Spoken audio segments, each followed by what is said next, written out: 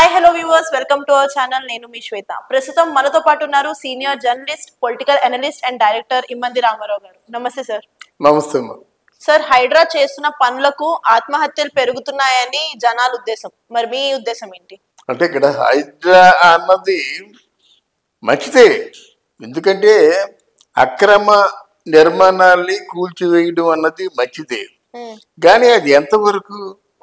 ఒక వ్యక్తి ఉంటారు, ఆయన జీవితాంతం కష్టపడింది, కాయ కష్టం చేసి ఏమున్నా లేకపోయినా పిల్లలకి ఒక ఇల్లు ఇద్దామనుకుని ఆయన పెన్షను, ఆయన డబ్బు, ప్రావిడెంట్ ఫండ్ అన్నీ కలిపి ఒక ఇల్లు కట్టుకున్నాడు. 2 కొడుకులు 2 గదులు వేసుకున్నాడు. దాన్ని కూలగొట్టడం కరెక్ట్ కాదు కదా. అది కూడా ఎలాంటి నోటీస్ లేకుండా వెళ్ళిపోయి నోటీసులు ఇస్తారమ్మా. నోటీసులు లేదు, వాళ్ళు చెప్తా, వీళ్ళు అందుకోకపోవచ్చు. వాళ్ళు గవర్నమెంట్ ఎప్పుడు నోటీసు లేకుండా అరెస్ట్ చేస్తారా? కానీ నోటీస్ అందుకోకపోయినా కానీ తెలియదు కదా. ఇప్పుడు తింటున్నారు మా పిల్లలు, ఒక 5 నిమిషాలు టైం ఇవ్వండి అంటున్నా కానీ రోడ్డు మీదకి ఈడ్చుకుని. అంటే ఇక్కడ మన డిస్కషన్ నోటీసులు ఇచ్చారా ఇవ్వలేదని కాదు, నోటీసులు లేకుండా ఎవరు ఏ పని జరిగారు. నేను చెప్పేది ఏంటంటే, కాయ కష్టం చేసి వాళ్ళ జీవితాంతా కూడా కష్టపడిన డబ్బుతో ఇల్లు కట్టుకున్నారు. ఆ ఇల్లు తన కళ్ళ ముందే కూల్చేస్తుంటే సహజంగా మగవాళ్ళు ధైర్యంగా ఉంటారు.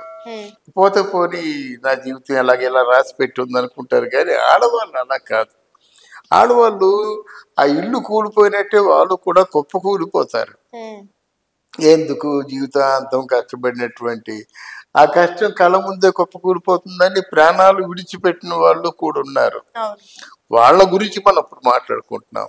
ఇప్పుడు నాగార్జున కన్వెన్షన్ సెంటర్ ఏదో ఉంది, అది ఉన్నప్పుడు దాన్ని నిర్మాణం కూల్చివేశారు. ఆ దేశానికి నష్టం లేదు, ఎవరికి నష్టం లేదు. కాదంటే 400 కోట్లు 500 కోట్లు. అది ఆయన దృష్టిలో పెద్దదే కావచ్చు, కానీ ఒకటి ఆ కన్వెన్షన్ కూలిపోయినంత మాత్రంలో ఎవరికి బాధ ఉండదు. ఎందుపైగా ఆక్రమించినటువంటి ల్యాండ్ని వాళ్ళు తీసుకున్నారు.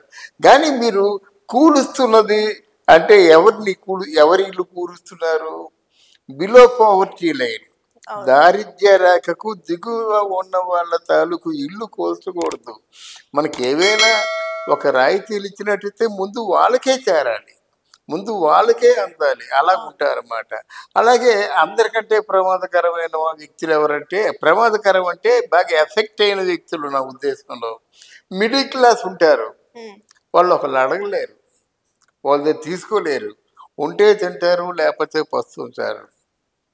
ఏదో ఇల్లుంది కనుక నీళ్ళలో తలదాచుకున్నటువంటి కుటుంబాలు ఉంటాయి. వాటినే మధ్య తరగతి కుటుంబాలు అంటారు. ఆ కుటుంబాల జోలికి వెళ్ళడం కూడా కరెక్ట్ కాదు. ఎందుకంటే మీకు జీవో ఉండొచ్చు, మరి పునరాలోచించాలి. అంతేగాని తద్దినానికి పెళ్లికి ఒకే మంత్రం అయితే ఎలాగవుతుంది? అక్రమ నిర్మాణాలు ఎవరు చేపట్టారు, దానివల్ల ప్రభుత్వానికి ఎంత నష్టం, న్యాచురల్ కెలామిటీస్ వచ్చినప్పుడు ఏ విధంగా ఎఫెక్ట్ అవుతాయి, వీటి ఆధారంగా కదా హైడ్రా వచ్చింది. మరి అటువంటిప్పుడు మీరు పునరాలోచించారు కదా. వీళ్ళే ముందు అయ్యో పేదవాళ్ళ ఇల్లు కొట్టేస్తున్నామండి, బాగుంటుందండి, రేపొద్దున ప్రభుత్వం మీద మీ వ్యతిరేకత వస్తుంది అని వీళ్ళు చెప్పాలి కదా. వీళ్ళు అంటే అక్రమ నిర్మాణాలని బుల్డోజర్స్, ప్రొక్లైనర్స్తో కొట్టేయడమే కాకుండా పేదవాళ్ళని ఆదుకునే బాధ్యత కూడా మొట్టమొదటిగా ప్రభుత్వానికే ఉంటుంది, అందులో రేవంత్ రెడ్డికే ఉంటుంది. ఆ విషయం ఆలోచించాలి. కానీ ఆదుకుంటున్నారంటారా? మరి పేదవాళ్ళని, ఇల్లు కూల్చేస్తున్న వాళ్ళని నిజంగానే రేవంత్ రెడ్డి ఆదుకుంటున్నారా? రేవంత్ రెడ్డి ఆదుకోవడం కాదు, ఆదుకొని చేరాలని చెప్తున్నాను నేను. కానీ అది జరగట్లేదు కదా. ఒకవేళ రేవంత్ రెడ్డి ఆదుకోకపోతే ప్రతిపక్షం వాళ్ళు దాన్ని లడ్డూలా తీసుకుంటారన్నమాట. మంచి ఇష్యూ కదా. ఇంతమంది నిరుపేదలు తాలూకు వాళ్ళ జీవితాలు భగ్నం చేశాడు, వాళ్ళందరూ ఇంతమంది ఆత్మహత్య చేసుకున్నారు, ఇంత మారణకాండ జరిగిందని ఆపోజిట్ పార్టీ వాళ్ళు చెప్పుకుంటారు కదా.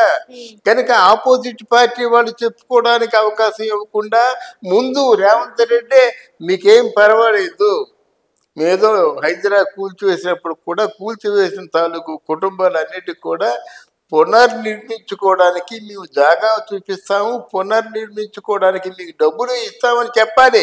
ముందు రేవంత్ రెడ్డి చెప్పాలి. కానీ చెప్పట్లేదు ఆయన. చెప్పాలి అంటాడు కదా. ఓటు వేసి గెలిపించిన ప్రజలందరూ ఇప్పుడు రేవంత్ రెడ్డి మీద వ్యతిరేకత భావంతోనే ఉన్నారు. అవునమ్మా, ఇప్పుడు ప్రజల వ్యతిరేకత ఏముందమ్మా? ఇల్లు నిర్మాణాలు కూల్చివేశారు, చిజీ రేవంత్ రెడ్డి అంటారు. రేపొద్దున్న స్థలం చూపించి కడతారు, జై జై రేవంత్ రెడ్డి అంటారు. అది మనం మాట్లాడుకోవడం కాదు. మనం చెప్పేది ఏంటంటే హైదరాబాద్ నిర్మాణాలు, అక్రమ నిర్మాణాన్ని కూల్చివేత బాగా సంపన్నుడికి ఉన్న వాళ్ళకి అది పెద్ద లెక్క కాదు. ఒక అంటే దారిద్ర్య రేఖకు దిగున ఉన్న వాళ్ళు మిడిల్ క్లాస్ పీపుల్ కి చాలా ఎఫెక్ట్ అవుతారంటున్నమాట. వాళ్ళు ఎవరిని అడగలేరమ్మా. మిడిల్ క్లాస్ పీపుల్ ఉంటే తింటారు, లేకపోతే కడుపులో కాలు పెట్టుకుని పస్తుంటారు అన్నమాట.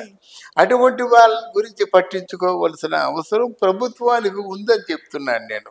మనం ఎవరికి మనం సపోర్టివ్ గా మాట్లాడడం, ఎవరికి వ్యతిరేకంగా కూడా మాట్లాడడం. అందులో నేను మాట్లాడుతున్నానంటే ప్రజలకు తెలుసు. ఎందుకంటే మనకి అది కాదు, సంపన్నుల తాలూకా అక్రమ నిర్మాణాల్ని కూల్చివేసినట్టయితే నీ ప్రభుత్వానికి కొంత సంపద రావచ్చు, లేదా నేచురల్ కెలామిటీస్ని కొంచెం అరికట్టవచ్చు, ఏదో ప్రయోజనం ఉంటుంది. కానీ పేదవాళ్ళ నిర్మాణం పడగొట్టడంలో ఏ ప్రయోజనం ఉంటుంది? దాన్ని పునరాలోచించుకోవాలి. దాన్ని ప్రభుత్వం అంటే కేంద్ర ప్రభుత్వాన్ని తెలియజేయడం, సంబంధిత అధికారులు తయారు చేసి దాన్ని మళ్ళీ జీవో మార్చాలంటున్నాను నేను. ఆ మార్చవలసిన బాధ్యత మీకుందంటనమాట. ఆ విధంగా రేవంత్ రెడ్డి ఈ కారణం చేత పూర్తిగా తెరమరుగైపోతాడో, మళ్ళీ హీరోగా నిలబడతాడో రేవంత్ రెడ్డి ఆలోచించుకోవాలి. చూసారు కదండి. మీకు కనుక ఈ వీడియో నచ్చినట్లయితే వీడియో లైక్, కామెంట్, షేర్ చేసేయండి. ఇలాంటి మరిన్ని ఇంట్రెస్టింగ్ వీడియోస్ కోసం మా ఛానల్ని సబ్స్క్రైబ్ చేసేయండి.